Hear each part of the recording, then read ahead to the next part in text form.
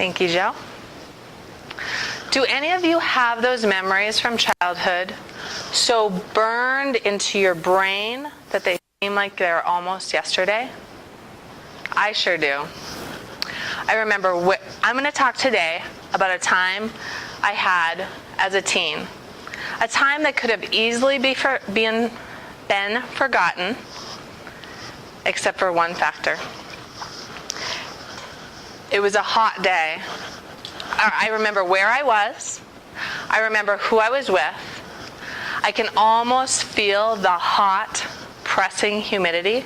And on days like today, I wish I could feel the hot, pressing humidity.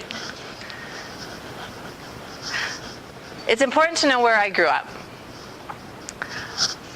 Warroad, Minnesota is a tiny town on a big lake spanning the Canadian border.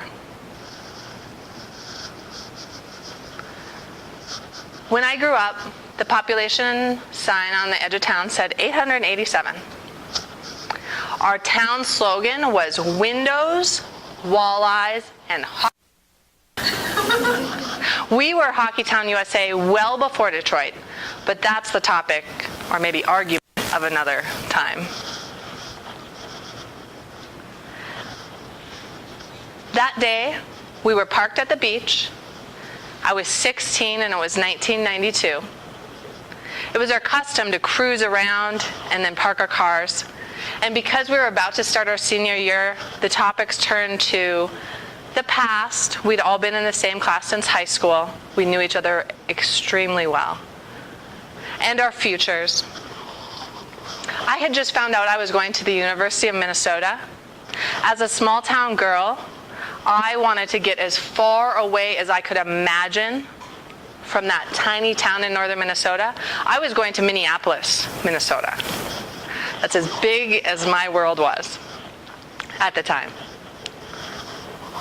So as we sat there talking about the future, I was really excited, much to the confusion of even my classmates.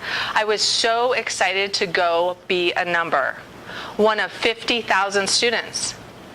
I had been a face and a name my whole life, and I was so excited to do something, anything, without my mom or worse, my grandparents finding out before I got home. It's with that arrogant and naive attitude that I made the following statement. I turned to my friend Paul, my classmate Paul, and I said, "Paul, I'm going to live without regret." To which he replied, "Really? How?"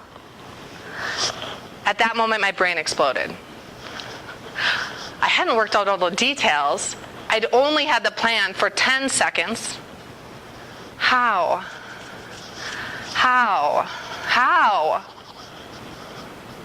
So I turned to Paul and I said, "Paul, I'm going to live without regret by making only good decisions.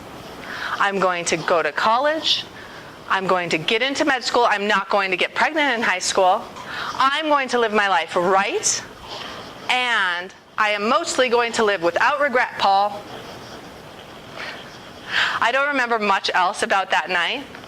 I'm sure it involved cruising around and more than likely watching Wayne's World for the 100th time.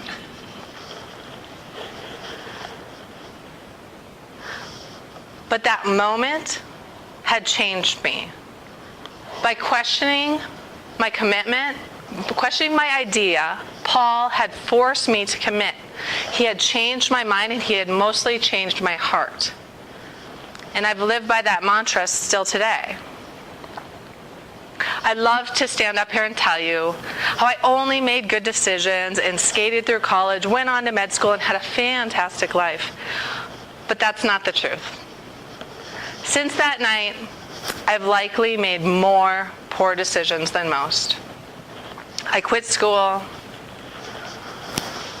I've walked out of jobs. I've treated people poorly. I've been fired. I've had an eating disorder. I've had an addiction. I've attempted suicide. I've been dishonest and manipulative and controlling. I've disrespected my mind, my body, and my soul, and that of others. But I live without regret. Am I a sociopath? No, it's not that easy. All of that pain, all of those mistakes have built me into the woman I am today.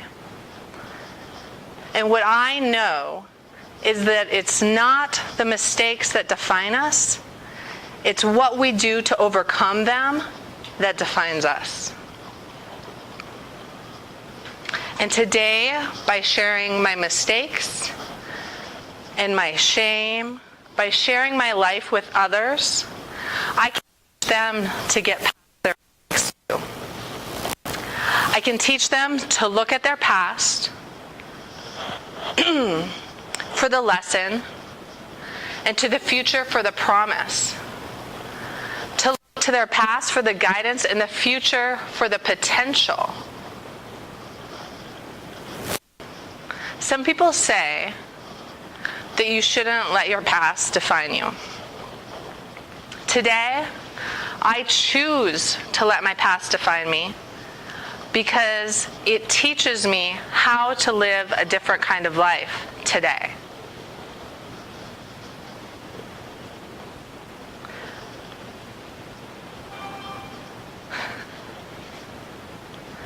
When I think